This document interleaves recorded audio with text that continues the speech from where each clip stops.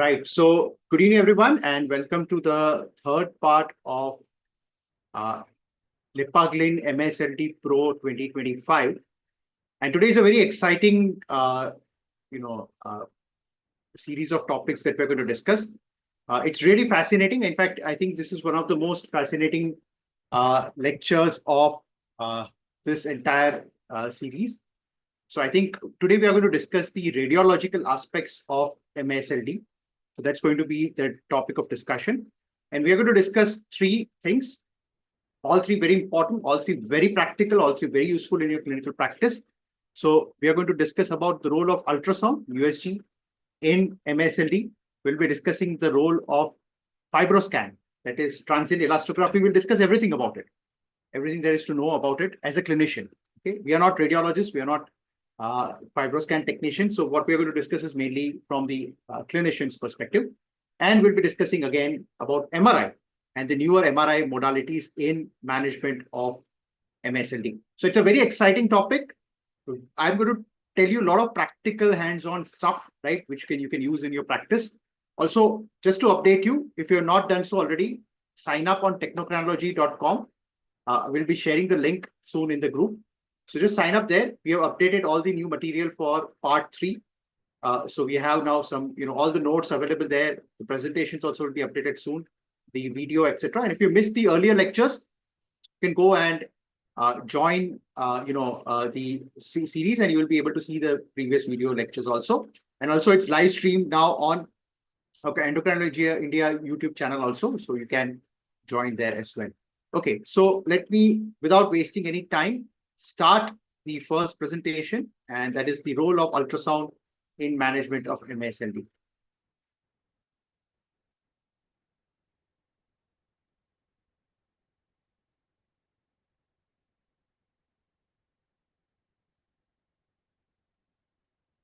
Okay, so like I said, we are going to discuss a lot of practical hands-on stuff today.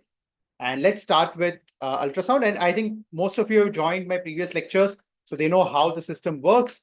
So we're going to have the lecture, and then we are going to have 3 lectures. We're going to have a series of discussions in between the lectures. We'll take some questions. If you have any questions, please post it in the Q&A section. And in the end, we'll allow you to unmute yourself and ask questions in the discussion also. Okay, so let's begin. Okay. Right. So how does MSLD appear on an ultrasound? Very simply, well, it appears as a fatty liver, right? That's what we are all discussing today, fatty liver in itself, right? So what you see here in this image is on the left side. Let me see if I can have a pointer. Yeah. So what you see here, this part here, this is the liver, this is the kidney. Okay. Now, that's the whole picture, right? So basically, on the left side, what you see is a normal liver. And what you see on the right side is that the echogenicity, this is a fatty liver, the echogenicity of the liver is becoming better, becoming more hyperechoic, becoming more brighter as compared to the kidney next door, right? So that's the whole point. What you're dealing with is basically you have a liver which is more echogenic, right? More echogenic compared to the kidney. That's basically what it is in terms of, so this is a sagittal view, right? So this is basically what a simple fatty liver is, right? Let's clear these annotations. Okay, so basically what you see is you find more hyperechoic liver compared to the kidney, right? Hyperechoic compared, more bright compared to the kidney. That is what basically is a fatty liver. You'll also see some vascular blurring. We'll see that, and we'll also see enlarged size of the liver. That is a hepatomegaly. Okay. So moving on, how much fat must be present in the liver to be detected on an ultrasound? So there should be at least 20% of fat for it to appear on an ultrasound. Remember, the definition of MASLD is 5% fat. So between 5 to 20% of fat, if you have, you will miss out on ultrasound. That's why ultrasound is not the most sensitive test for detection of fatty liver. Its sensitivity is close to 60%. So you'll be missing out 40% cases or 30 to 40% cases which have fat, but the fat quantity is not enough to be detected on an ultrasound. Okay, so If you talk about fat thresholds, like I said, 5 to 10% of fat will not be detected because, and that's why ultrasound has low sensitivity of 60 to 65%. There are other imaging modalities we can use for if you want to detect lower fat content. About 20 to 30% fat if you have, then the sensitivity improves. So sensitivity goes up to about 80%. Specificity also improves. And then if you have more than 30% fat, you have very high sensitivity and specificity. And I think that makes a ultrasound very useful for that purpose. Okay. So if you have a small amount of fat, what tools you? So you are suspecting that the patient has MSLD, but on an ultrasound, you don't find fatty liver. Then what are the other tools you can use? So you can use two things.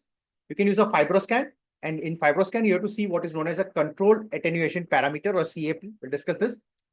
And you can use an ultrasound, derived fat fraction, which is known as UDFF, or you can also use a MRI, PDFF, which also detects up to 5%. Even if you have 5% fat, that will be detected by an MRI. So you can actually detect very small amount of fats also using these FIbroscan or an MRI for detection. Right. So all keep these things in mind, right? That what really impacts in ultrasound, less amount of fat. If you have more fibrosis also, again, fat can get missed.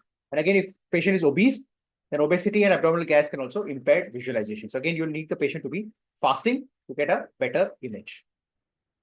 Now there is a grading system. We'll discuss the images also. There's a grading system, mild, moderate, severe, or grade 1, grade 2, grade 3 fatty liver. I'm sure you've all seen in ultrasound reports, grade 1 fatty liver or grade 2 fatty liver, grade 3 fatty liver. So what does this all mean? So grade 1 is what we saw in the earlier image, slight increase in liver echogenicity. And you can see both the portal veins as well as diaphragm. I'll show you the images. Then you have grade 2 fatty liver, in which you are able to, the portal vein is blurred, but diaphragm can be seen. And grade 3 is when you have absolutely no portal vein, diaphragm, or posterior lobe of liver visible. Okay, so this is grade 3 fatty liver. Now you can see here on an ultrasound, you can see on the left side, the normal, and on the right side, you can see more bright. Is it clear? I think the brightness is very clear. Okay, let me again annote this. So you can see this is the liver, this is the kidney. Okay, and you can see here this is normal liver. Now you can see here it is more bright compared to the left image, right? This is the fatty liver. Okay, you can clearly see this. What you see here is the kidney. This is the liver. Okay.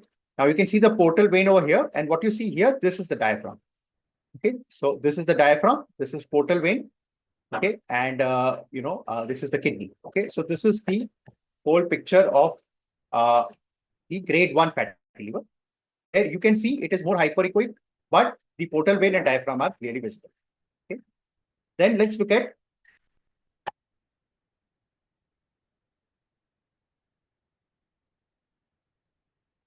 the grade 2 fatty liver. So in this grade 2 fatty liver, now you can see the left is normal, right side is grade 2 fatty liver. Grade 2 fatty liver, you can still see the diaphragm here, right? But the portal veins, which are easily visible here, are obscured, right? So the portal veins have been obscured, but you can still see the diaphragm, right? So this is grade 2 fatty liver. Okay.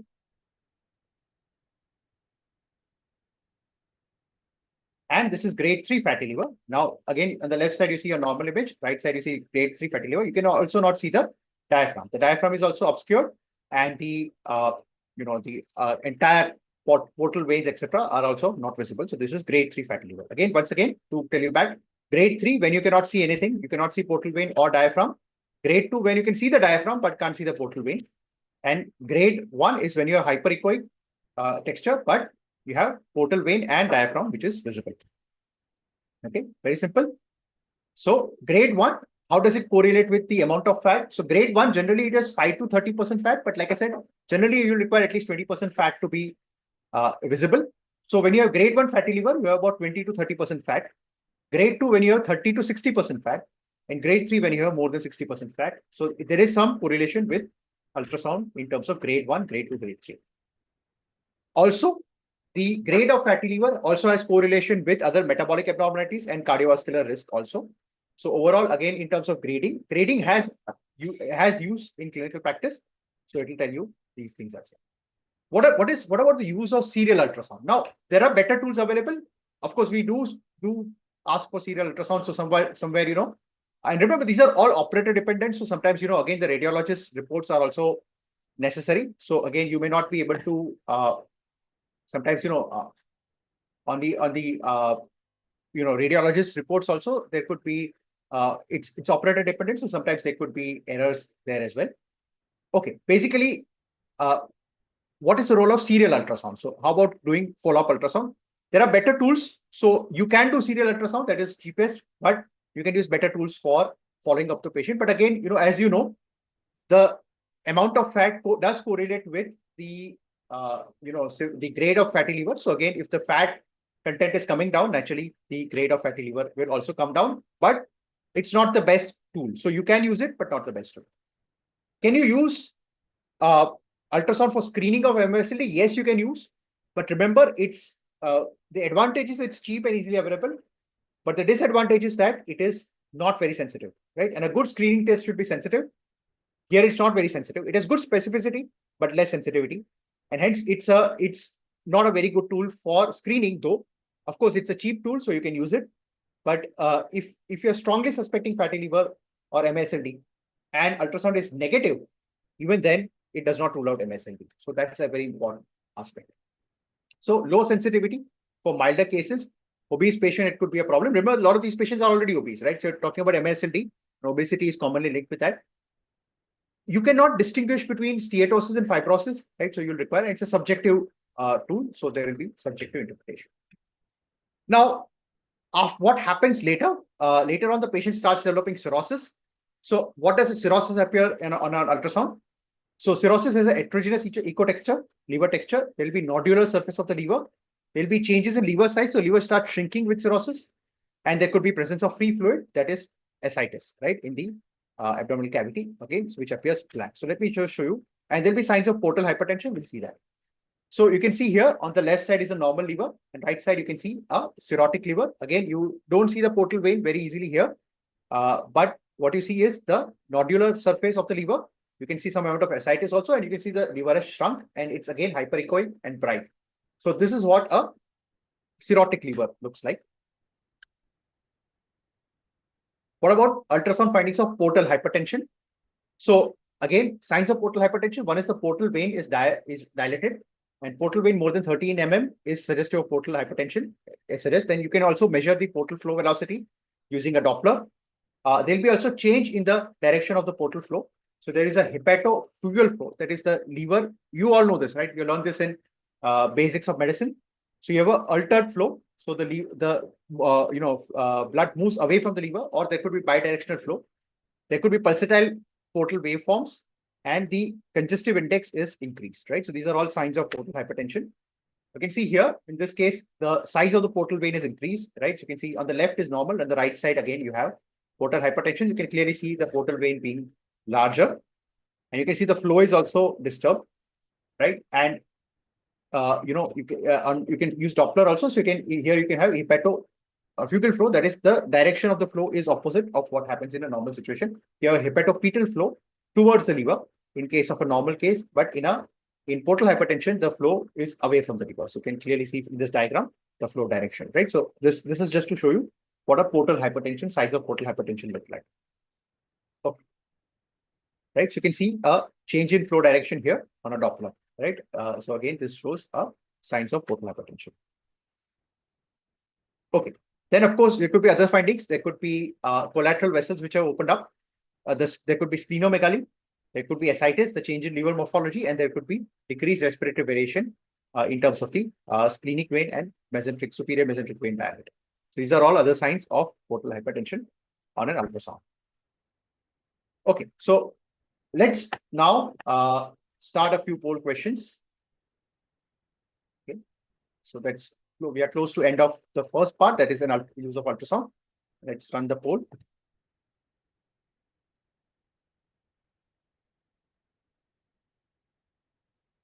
Okay, so a couple of questions. How does a liver appear in a patient with fatty liver compared to nearby kidney? Is it hypoechoic, hyperechoic, isoechoic, or anechoic? And the second question we have, what is the grade of fatty liver in this image? Okay, you can see this image here. Is it grade 1? Is it grade 2? Is it grade 3?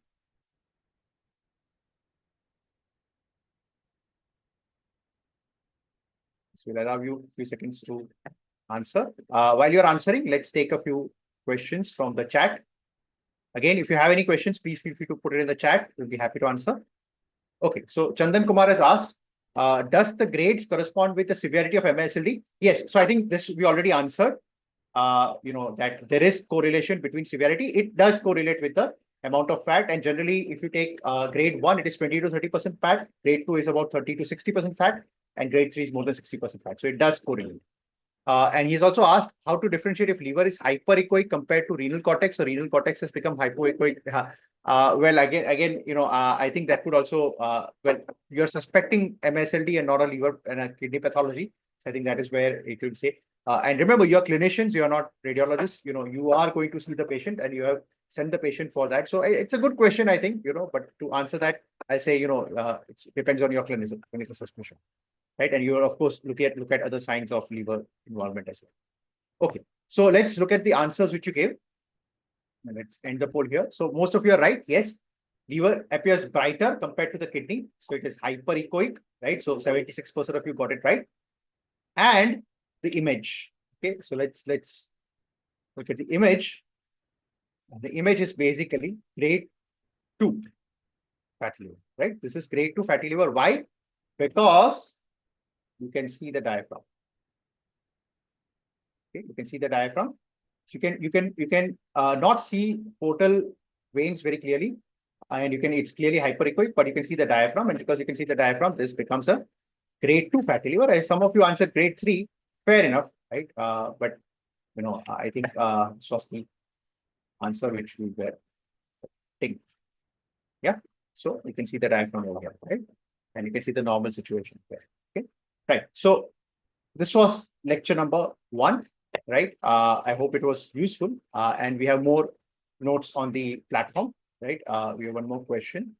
Let's answer that. Saeed has asked, can reduction of CMD in kidney and liver brightness be confused? Yes, it can be. So you're right. Right. Again, a great question. I think, all of you asked wonderful questions, Chandan and Saeed, great questions. Yes, but I think the answer here really lies in the fact that, remember, your clinical suspicion is something very important, right? So, yeah, again, patient could have, associated hepatorenal syndrome also. So there could be renal involvement also, but I agree.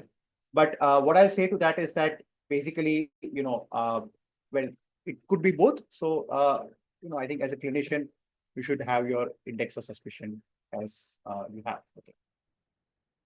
We then go to the next go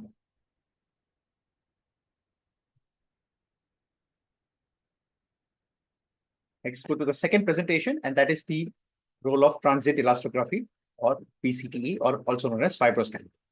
Okay, so remember, FIbroscan is the trademark. It's the name of the device, right?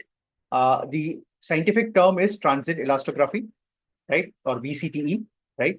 So vibration control transient elastography, that's the right terminology to use. Okay, so let's discuss everything we need to discuss as clinicians about transient elastography. So what is transient elastography? Basically, it is also known as vibration control transient elastography, or VCTE. It's a non-invasive tool for looking at liver stiffness and liver fat.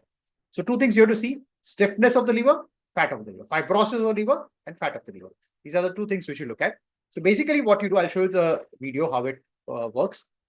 So what you do is you put a probe and it sends a vibration, right?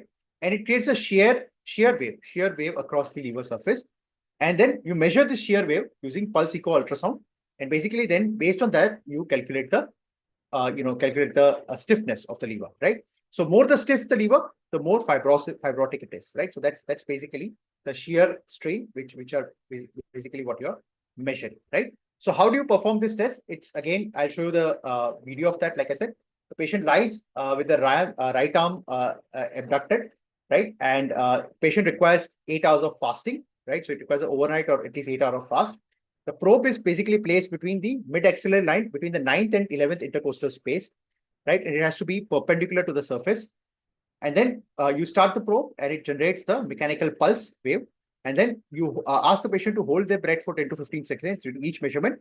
And there should be 10 measurements which should be taken. We are going to discuss all these things in a minute. It generally takes about 10 to 15 minutes. And it generally does not require. It's very simple, not very complicated.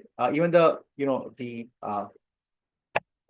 assessment is also very simple, right? So let me show a video. I'm sorry, I've taken this video directly from YouTube. So you can see here the patient lying over here, right? So he's palpating the intercostal space, and then he's applying the gel with the probe. Okay, so he's applying the probe here, and you can see on the machine, right? They are detecting the data is showing up. Okay, very simple to do, very simple to do, and not very complicated to perform. Okay, right? And you have to take 10 readings, right, to basically get a full picture.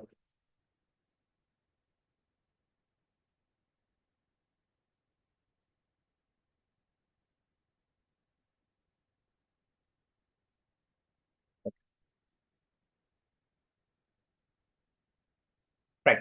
So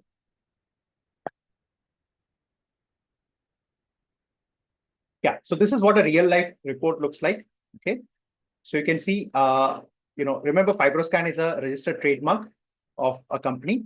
You'll find these readings. You'll find the CAP readings, and you'll find the EAPA readings. So I'll tell you the entire thing, interpretation, and then you find some images over here, right? And EcoSense is the company which has made the FIbroscan, right? So these are the things you'll find.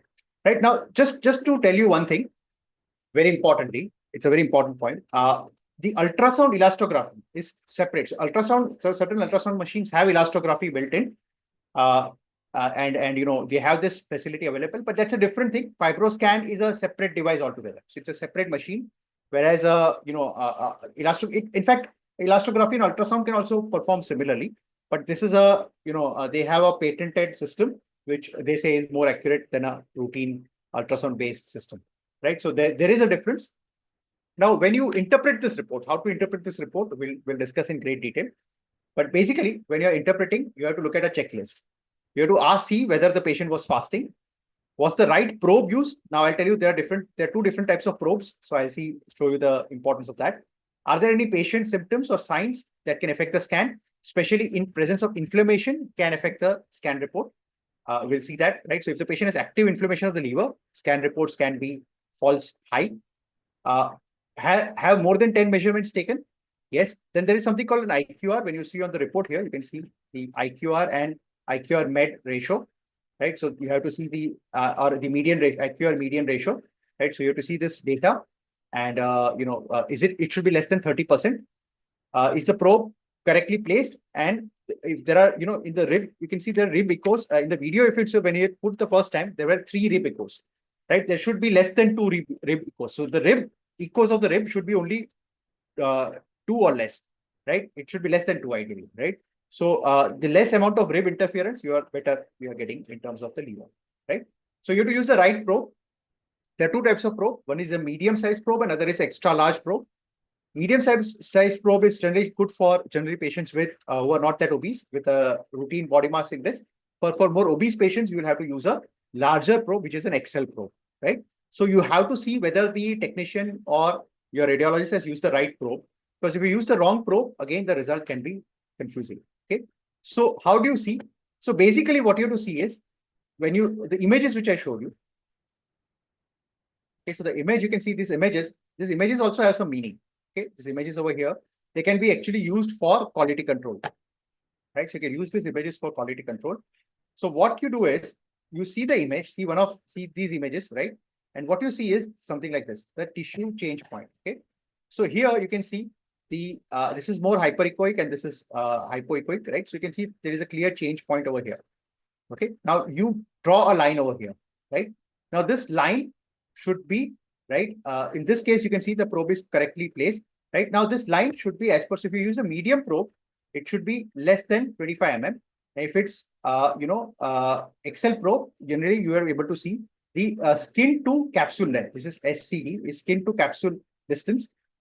From the skin to the capsule of the liver. This distance for XL probe, it is generally, you can go up to depth of 25 to 35 mm. And this is less than, the medium probe. So you can see here, the change point, tissue change point is at 43 mm here, right? And 43 mm means that you cannot actually, patient is ultra obese. So probably even if you use an XL probe, your interpretation is not going to be proper, right? Because it can go up to 35 mm, right? But you're then the change point is at 43 mm, and that's why you are not getting a good result, right? Here, if this is an XL probe, right, this is probably fine. But if you used a medial probe, again, there could be a problem. There you're probably not with the right probe, right? So you need to use a different probe. Okay. Then you look at the intercorrental range by median ratio. So IQR is basically the so this data is generated by the machine itself, right? So intercorrental range is the variation and of the report, and if the IQR by med ratio is, it should be less than 30% to say that the entire test was reliable. And if it is more than 30%, that means that it was not. You have to discard the scan and get a better response, right? Now, what are the clinical patient's factor which can cause, affect the results? So again, patient has very high SGPT SUD. So let's say patient has active hepatitis. That case also, AST, LT are in hundreds and thousands. In that situation, again, you can have a false high value of the KPA. And if the patient has right heart failure, again, that would be false high values, right? So you have to be careful about these clinical situations, right? Again, let me show you the location of the probe, right? So whether the probe is properly centered or not. So here you can see on the leftmost side, this one is a properly centered probe. But here you can see something like this, right? Right. So this is the rib which is there, right? So again, this has to be kept one space down. So you don't this rib in the center, this should not be visible. And here you can start seeing the diaphragm. Okay? So again, it is not properly placed. So this is where you have to kind of see whether the probe is. I'm sorry. This is the diaphragm, and this is the rib shadows, right? So these are again, you need to kind of go here. You have reached up to the diaphragm, right? So again, you need to go one space down, and here you reach up to the the rib spaces downward, so that is where you can go one space up, right? So this is where you need to kind of really look at.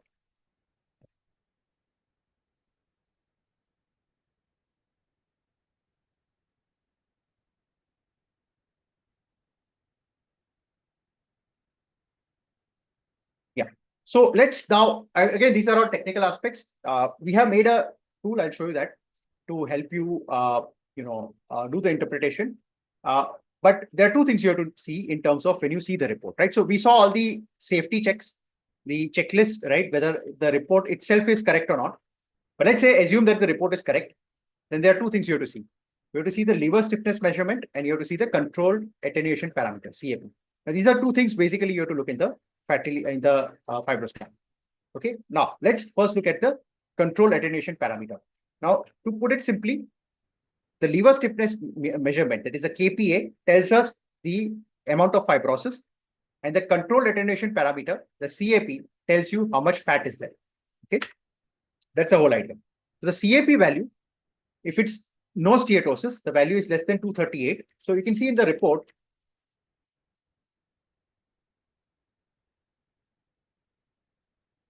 yeah. So here you can see on the left side you have the CAP, on the right side you have the KPA value, which is liver stiffness measurement, right? So here the value is 183. So that means there is no steatosis. Right. Move ahead. Yeah. So if it's less than 238, it is no steatosis. S1 is when you have 238 to 260. 260 to 290 is moderate steatosis, and more than 290 is severe steatosis. Okay. So this is how it should look like. This is normal liver without steatosis, and with steatosis where you have high elevated CAP value. Okay. So this is the interpretation. Okay. And what about the LSM value, liver stiffness measurement? So less than 5.5 kPa is considered to be normal. 5.5 to 8 is considered to be mild fibrosis. 8 to 10, right, is considered to be F2 stage. Remember, F2 and F3 are two key stages. So if you have significant fibrosis, F2 stage, 10 to 14 is the F3 stage, and more than 15 is the F4 stage, which is severity of cirrhosis, right? So F2 and F3 stages are the stages where you generally intervene in terms of any medications. Okay, so what do the guidelines say as far as the use of the FIbroscan is concerned? So we already discussed last time the first thing you do is you do a FIB4 score. And if the FIB4 score is less than 1.3, it's fine. If it is more than 2.67, already the fibrosis is very high. So again, you send the patient to a hepatologist. But if it is between 1.3 to 2.6, that is where you have to go for a FIbroscan. The role of FIbroscan really lies in the middle ground. Remember, it's expensive. It's an expensive test. So FIbroscan may not be again available in all places. So this is the tool you can use in somewhere in between.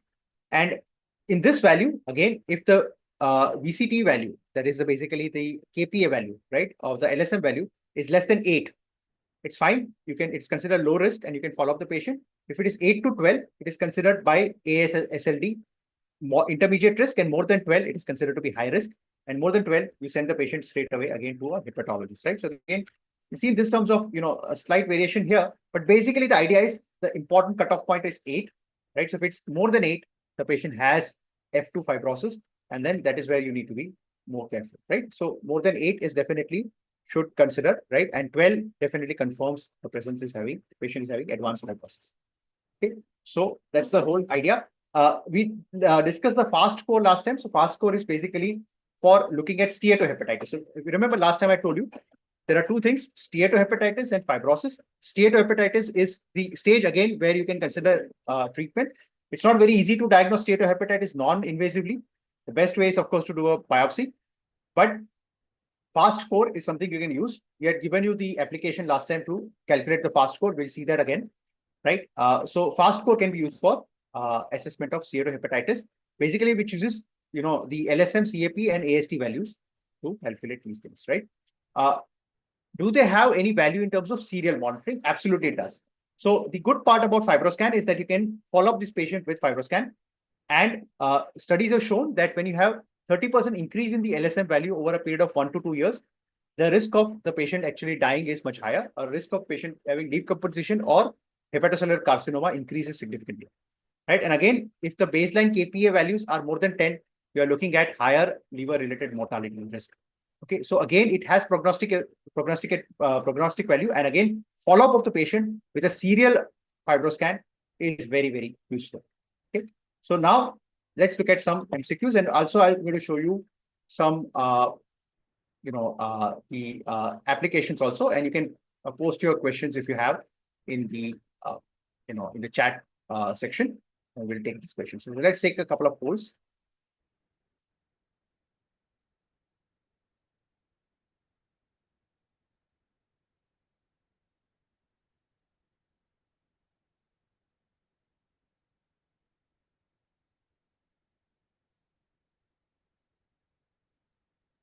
Okay, so a 45-year-old male patient with obesity with a BMI of 32 undergoes a FIbroscan for a suspected fatty liver. Which probe should be the most appropriate for this patient?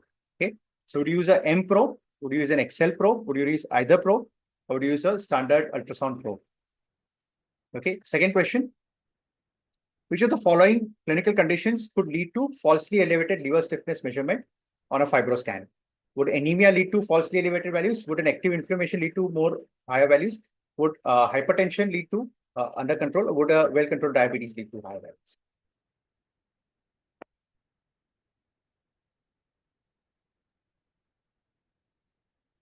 Okay, so meanwhile, I'll allow you to answer. Meanwhile, let's see the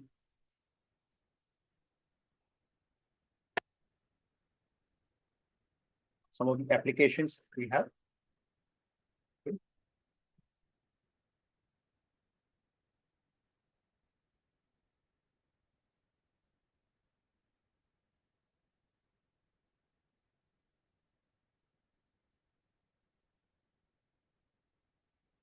All right. So last time we had shown you the FAST calculator.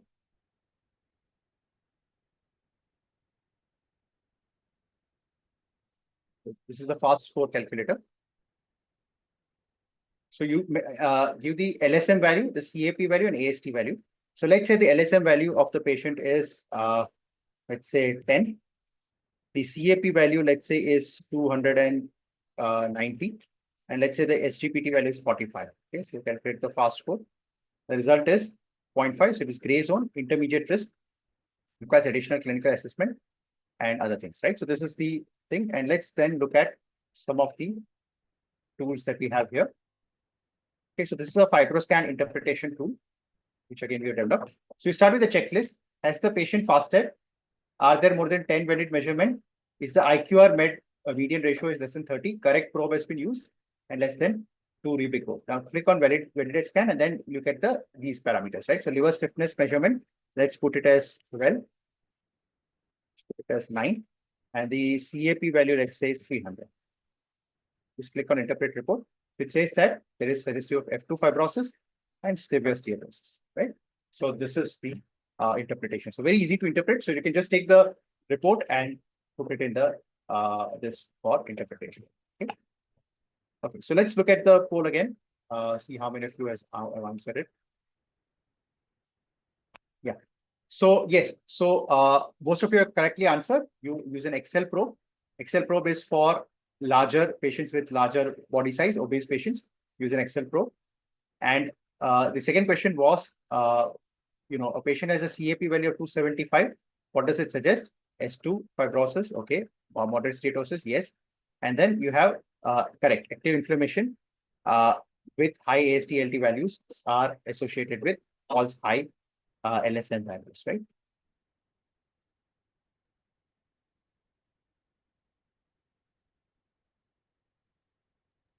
Most of you have got it correctly here. Okay.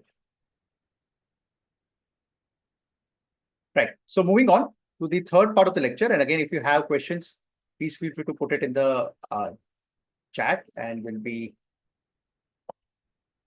sharing it.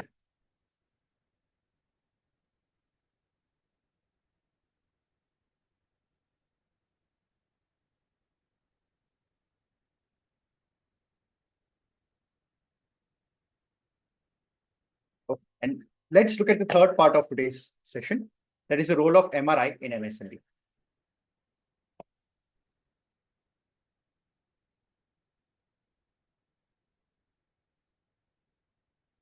Okay, so there are 3 MRI modalities that you have to be aware about. You have the MRI PDFF, which is proton density fat fraction. You have MR elastography, which is mainly for liver fibrosis. And you have iron corrected T1 mapping, which is mainly for inflammation and steatohepatitis. So PDFF is mainly for fat, elastography is for fibrosis, and iron corrected T1 mapping is for inflammation and steatohepatitis. So these are the 3 imaging modalities for MSLD. Let's look at each of them, right? So let's look at some pictures here. Okay, so you can see here normal MRI of a liver, right? These are normal things, right? C is PDFF, D is the CT1 MRI, iron MRI, and then you have the MR elastography, which is E, right? So these are all normal, and you can see the abnormal. We'll see the interpretation in a few minutes. Okay. So these are just to show you how does these imaging modalities look like, right? Now let's start with the proton density fat fraction or PDFF. So it's a non-invasive tool, again, mainly to look at fat fraction in the liver. Again, like I said, about 5% of fat also you will be able to detect with a PDFF. So how does a PDFF look like? Looks like something like this, right? So you have water and fat, and then it does a the fat fractioning, right? And you can see this part. So this is same patient before and after. You can see here, right? There is the fat volume is in this case the fat volume has gone up, which is what kind of intervention they've done. But basically, or maybe whatever it is, you can see here it is about 17% fat, and I'm sorry, this is so it's 17% fat here, and the earlier before intervention it was 30% fat, right? So this is the PDFF. How do you interpret a PDFF value? Again, we'll put this in the app as well. So PDFF value between 5 to 16% is grade 1, 16 to 21% is grade 2, and more than 21% is considered to be grade 3 in terms of steatosis. Remember, this is fat. And then let's look at the elastography. So elastography is like virtual palpation of liver. Again, you are measuring the shear, right? This is similar to the VCTE FIbroscan, right? So this is again a non-invasive test. Very simple to do, right? And so it basically requires that this is basically software. This is there in most MRI systems. So we'll talk about this in a minute. right? So what it does is, again, similar to what we did, it basically generates a, a wave, and then it, again, the reflection of the wave across the lever surface is what is being measured in terms of the shear. Now, this is what it looks like. So basically, when you have this, it's a color mapping, which is there. The more the red you have in terms of the color, the more you have, more fibrosis you have, right? So you can see here, more or less normal lever, right? Here you can see a few little bit, it's more becoming darker, green and yellow patches. This is level 2, and this is level 3, right? Okay, and then you can see more red, which is mainly moving towards a cirrhosis of the liver. Okay, so this is what a MRI elastography looks like. Okay, and basically, again, it has very high sensitivity and specificity. So if you see here, for detecting F3 and advanced fibrosis, again, significant F2 fibrosis also, it has about sensitivity of 79%, specificity of 89%. For F3 fibrosis, advanced fibrosis, it's 87% sensitivity, 88% specificity. And for even advanced, it is again similar, right? So 80 to close to 90%. So it's very high sensitivity and specificity for detection of fibrosis, right? So it's a very advanced and sophisticated tool for fibrosis detection. Now, normal liver stiffness values are less than 3.14 kPa. Fibrosis is when you have 3.1 to 3.52 kPa. Advanced fibrosis, which correlates with F3, which is 3.53 to 4 kPa, and cirrhosis is when you have more than 4.5, 4.45 kPa, right? Now, again, just like other modalities, there could be, other limitations. So again, with inflammation, right? So if you have active inflammation, there could be, more detection of more false higher values coming up. Again, higher GGT values also can affect. So if you have very high GGT, more than 120, again, that could lead to higher values, false high values. And again, high steatosis, again, do not generally significantly confirm, but also can sometimes lead to problems, right? So then there is a new modality, imaging modality, which is useful for steatohepatitis. That is iron-corrected T1 mapping, or CT1 MRI. Now, it's mainly you can actually detect fibrosis and other things, but you can also, it's very useful for detecting steatohepatitis, right? So it's a very useful tool for detecting steatohepatitis. So this is a CT1 MRI, right? Here, what you are seeing is that they will be giving you the relaxation time, right? And normal value, if you have lower the value, the lower value, the more diseased you are likely to be, right? So that is what it is. So here you can see all different imaging modalities in various forms of liver disease. So here you can see steatosis, and here you can see steatohepatitis. So PDFF value, right? You are seeing more than 11% here, right? And 25% here. The iron T2 value, right? You can see in a steatosis, it's 16.3. Okay. There's no, you can see just steatosis, but no steatohepatitis. And here you can see that there is already some amount of steatohepatitis. And the CT1 value, which is again measured in milliseconds, higher value, the higher it is. So there are two components of this, the T2 relaxation time and the fibrosis inflammation, right, in the CT1 MRI. And again, both can, in conjugation, help you in interpretation of these results, right? But it's inverse. So the relaxation time, the lower the value, more the disease state. And in the fibrosis, the higher the value in terms of, the CT1, higher the value, higher the more likelihood of having an inflammation or steatohepatitis. Okay. So then there is something called a MASLD score, just like a FAST score. You have a MASLD score, which can again help you detect a steatohepatitis, right? So again, similar to this, there are ready-made calculators which can help you detect the MASLD score. How does it compare with the ultrasound? A PDFF definitely can detect up to 5% liver, whereas the USG requires more than 20% of fat in the liver. Again, it's definitely more sensitive, you can say. And it is so good that, in fact, most of these clinical trials now are using MRI for enrolling patients. So if you see the Mastro-NASH trial, which was for one of the GLP-1s, which looked at, which enrolled patients with MRI PDFF value of more than 8% and CT1 value of more than 100 milliseconds. So if you see in this chart here, right, more than 100, more 650 to 800 is normal. So more than 800 was considered to be high, right? So, with fibrosis, that is the kind of patients that they enroll in the study. And PDFF value more than 8%, right? Again, you can see here, right? So these kind of patients, here the PDFF value is 11%. So this patient maybe this patient will get enrolled in the study. Okay? So that is the clinical trials are using the MRI criteria for enrolling patients. How does it compare with the VCTE, right? That is the FIbroscan. So again, the area under the curve is more with MR elastography compared to, so it's more sensitive and specific. And again, the better part is that it's more useful in obese patients. So if you had seen that the probe size has a big limitation. So if you have a super obese patient where the probe size, the skin to capsule distance is more than 35 mm, the VCT probe is not going to reach, and then hence you will require some other imaging modalities. In that case, specifically, you have to use MR elastography, right, and not FIbroscan. Super obese patient. How does it compare with a liver biopsy? Now, it's a beautiful part. Liver biopsy is the gold standard, but there are sampling issues, right? So what happens is that if you take it from, remember, it's a patchy disease. So sometimes you can have certain areas where, you're taking a sample from a particular area and there is no fibrosis in that area. That can happen, right? So MRI, on the other hand, can detect the whole liver. So there is no sampling issue. So in fact, maybe, though liver biopsy is gold standard, MRI actually may be more useful. It's a non-invasive test and hence probably better in terms of the liver assessment. Now, there are now emerging guidelines of using these multi-parametric MRI protocols for liver assessment. So what they're saying is, you have a patient, what you do is you first do a PDFF, right? And if PDFF, if the liver fat is less than 5.6%, it is generally considered low risk, so you forget about that. But if the liver fat is more than 5.6%, then you go for further imaging modalities.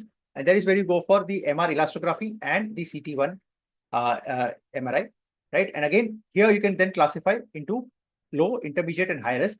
So low risk is basically when you're looking at KPA less than 2.5, intermediate is 2.5 to 3, and when more than 3 KPA, you're looking at high risk. And again, if you see the CT1 values less than 800 is considered normal, 800 to 875 is considered intermediate, and more than 875 would be high risk.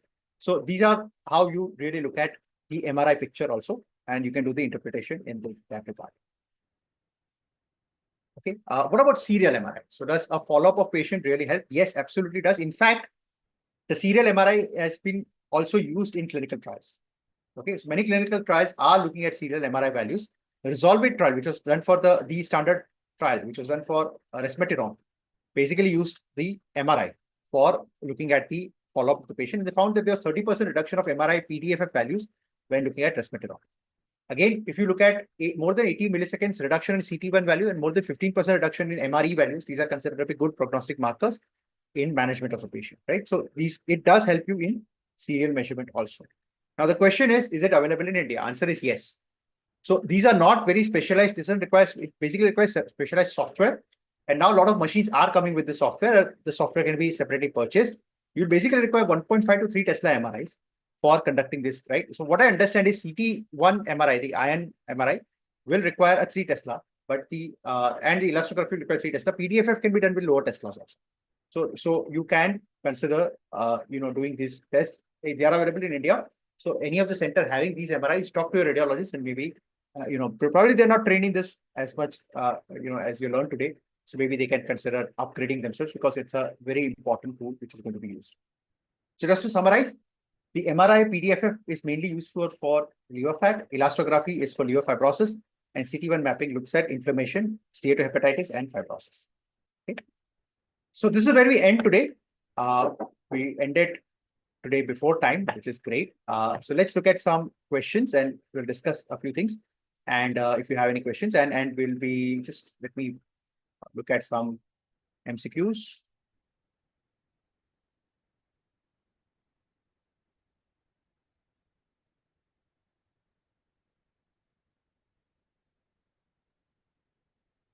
Okay, so 52-year-old male patient with suspected MSLD undergoes MRI PDFF, which shows a 18.5% value. What grade of hepatic steatosis is the patient having? Is it grade 1, no steatosis, mild, moderate, or severe? Question number 2. In a patient with MSLD, the MRE elastography shows a liver stiffness of 3.8. What stage of fibrosis is it? Is it no fibrosis, F2 fibrosis, F3 fibrosis, or F4 fibrosis? Okay. Meanwhile, I'll allow you to answer these questions while we look at your questions. let me just show you the tool which is there for interpretation of liver MRI. So this is where you can put in the values. So let's put the values which were there in the MCQ. Right. So here you have this patient, PDFF value is 18.5. Right. What does it show? Moderate steatosis. I'm revealing the answers. Okay, let's just end the poll here. Let's look at MRE values. Okay, MRE value is 3.8. Right, so it shows advanced fibrosis. Okay, and let's say CT1 value 900. Yes, inflammation or match. Okay.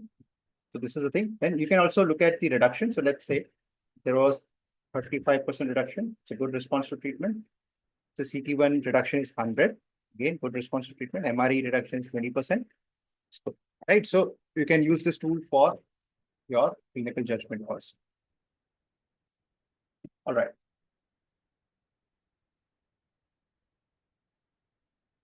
So I think a lot of you got the answer correct. Let's look at some questions which you have. Okay. Chandrakanta has asked, does the fasting state affect FIbroscan? Yes, it does.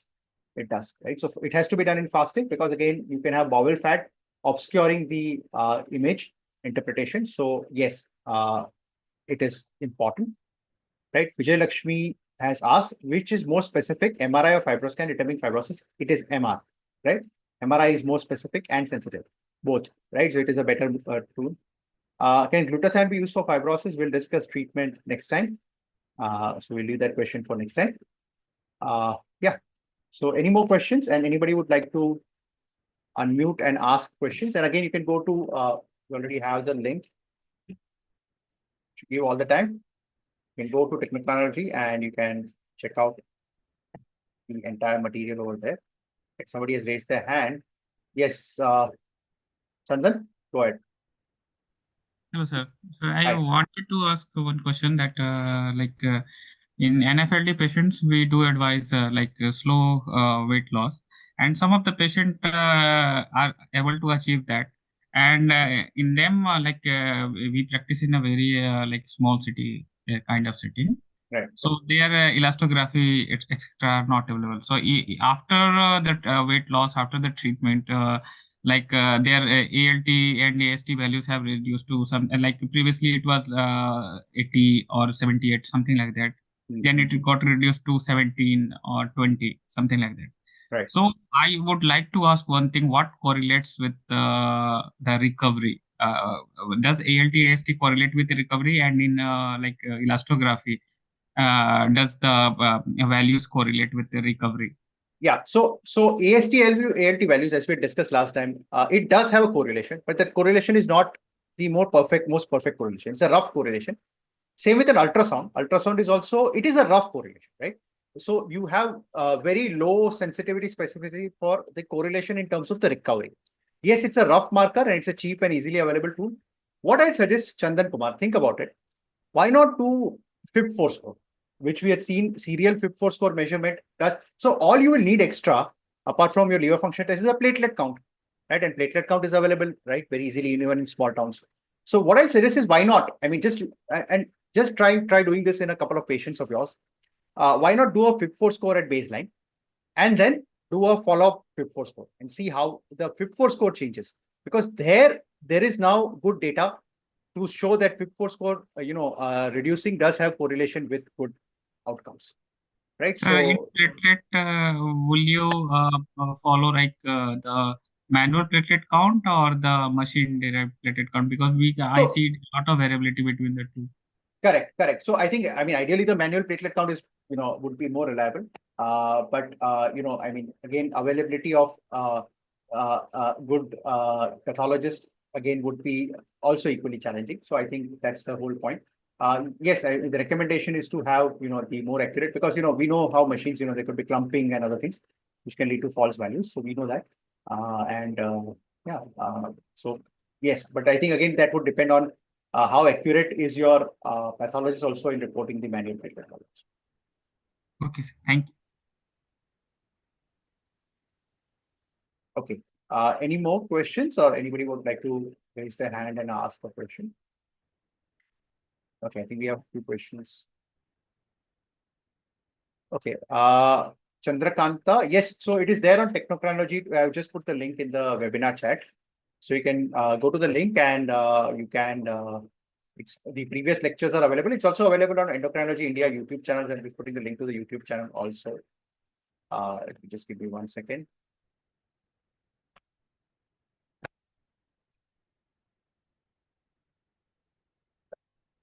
So meanwhile, I will take the next question. Too many scores and values difficult to remember. So that's why to dear anonymous attendee, what I'll say is that what you can do is, for example, just give me 1 second.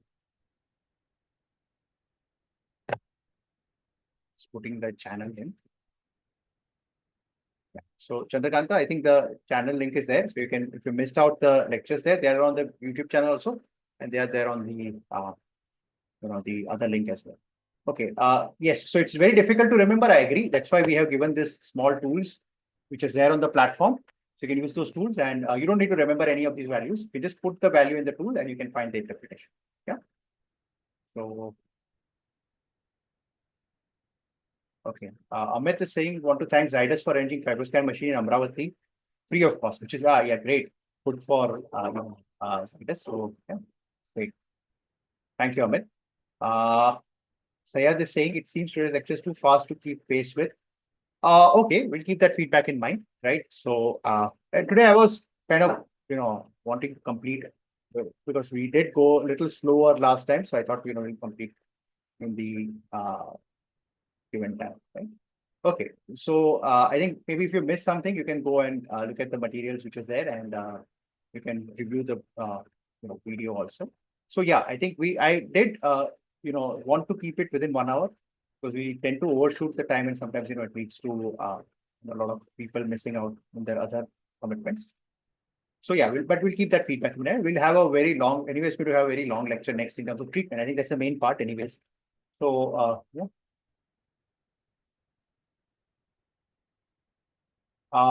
Okay.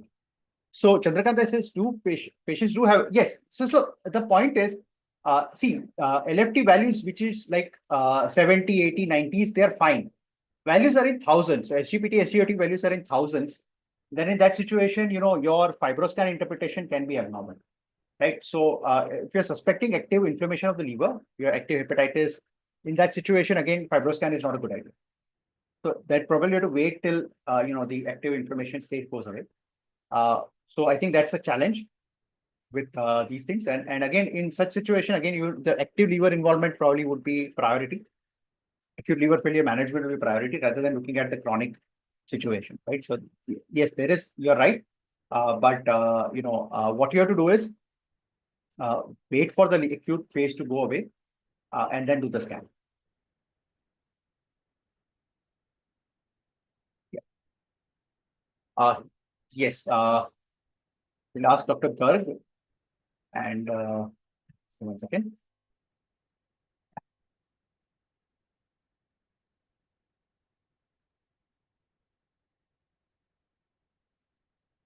Okay. Yeah. Dr. Garg, please. Yeah. And please tell us about the platelet count also. What do you think is a better? Sir, manual is far much better than the Sysmex counters. Sir, my question is this, that we were discussing about the CT1 score, Yeah. which was telling us about the iron. So any patient suffering from thalassemia or hemochromatosis, Yeah. would this be a good thing to be done in those patients? Yeah, so it would be, but in that case, the interpretation would be completely different. So just let me show you that particular slide which I had. You're right. So I think probably from what I understand, this tool was specifically designed for that purpose only, and then they found that it could be useful in in general liver cases also, a more broader use case. So let me just show you. Yeah. So look at this thing, right? So you have the the CT1 MRI, the hemochromatosis, you can see here, there is no fat. Okay, so hemochromatosis, remember there's no steatosis here, there's hemochromatosis, right? So there's no fat, so PDFF value is low. But you can see a significant low value of the iron T2 relaxation time. And you can see high values of, of course, there's no fibrosis or inflammation here, but there is definitely low. So this type of picture, what they are suggesting is that this type of picture where you don't have steatosis, but you have low T2 iron relaxation time, that does suggest possibility of hemochromatosis. There's actual iron deposition in the liver. Okay. Okay. So that's the kind of interpretation of these scan in this. So it's a relatively new, it's a very new scan, and I think now we're just emerging in terms of our understanding of this right now. So if the speed is less than 7.2 milliseconds, then we have to take hemochromatosis in consideration. And if the speed is Yeah, above that, then we have to go for the non-alcoholic steatohepatitis. yeah. So if you don't have liver fat, and if you have the iron T2 relaxation time of less than 12.5, right? But of course, hemochromatosis also can progress to fibrosis inflammation. So without steatosis, if you are having, the low T2 iron value, then probably that is more suggestive of hemochromatosis compared to, NASH or FLD. And That's, sir, that's yeah. and sir, one more thing. What about in the cases of the patients who are suffering from liver ailments because of right heart failure? Again, there will be a accumulation of blood in Right. the liver. Yes. So again, you'll find false high values in all these conditions, right? So again, if you have right heart failure, you probably should not be using these scans because you'll get false high values. Because I Right? have a patient who is Hmm. suffering from right heart failure Right. and also suffering from cirrhosis. Correct. So, Yeah. So there is congestive hepatopathy, right? yeah, Again, that can. yeah. But in that sense, sir, I think that again, these scans would not be useful in such patients, These right? scans So are not useful they are in. not very useful. These scans are So, more useful. What I'll say is that this is more. So whatever these things are developed, there are two conditions where I think somebody has also asked this question. So I will answer that. Amit has asked. Uh, what I feel is he has asked that whether this is applicable to ALD and Met ALD. Uh, the same cutoffs may not be applicable to ALD and Met ALD. So there are different cutoffs which are available. There are also different cutoffs available for hepatitis B and hepatitis C also. So cutoff, so there is applicability in other liver conditions, but the cutoff values will be different.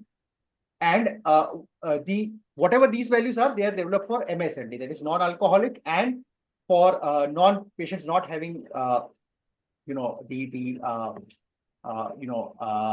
other conditions like other liver conditions like hepatitis C and hepatitis B. and so So drug-induced liver injury, again, no, so it's not applicable. So what we are dealing with mainly, we are dealing with, in fact, non-alcoholic, non-alcoholic. right? So this was not useful in non-alcoholic liver disease earlier because there was no treatment available. The only treatment was weight loss. But now your emerging therapies available. And because Okay. your emerging therapies available, now we want to see serial monitoring. Earlier, if you see most of the papers focused on hepatitis C because there was some treatment available and you're looking at follow-up scans, right? But now you have treatment available for MSLD also, potential treatment available for MSLD. So hence it makes sense to do these scans. The purpose of the scan is to see the baseline prognostication and also see how they fare up in terms of your treatment which you're providing, right? So one more request. Yes, Our next lecture will be on the management of MASLD. correct, correct. And sir, I just want to add, if you could add some of the management tools on the secondary causes leading to MASLD, whether it is hemochromatosis or whether it is the right heart failure leading to congestive hepatopathy or portal hypertension, again leading to this congestive hepatopathy or hepatorenal syndrome. Uh, Right. So we'll see, sir, if possible, where we can add, because there's a lot to discuss in last time next one. Probably if we can get a hepatologist also to come on board, let me see. Let me talk to our hepato or gastro who could be kind of part of the next lecture, or maybe we can do a follow-up lecture with a hepatologist also, separate lecture altogether. So we'll keep you on board. So we'll see. If we get time, we would consider discussing that. Thank you, sir. Thank you very much. Okay, so I think Chandrakanta has asked what is the duration we give. So generally 6 months to 1 year is where you repeat these scans. I think before that will be too early. Again, more expensive. Yeah, so I think that answers most of his questions. It's a good question, right? I agree. Okay. Yeah.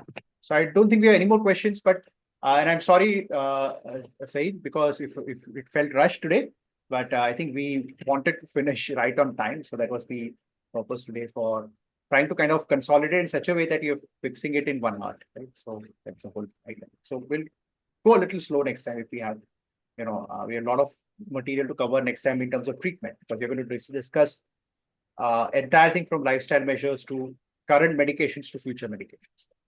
Things there. Okay.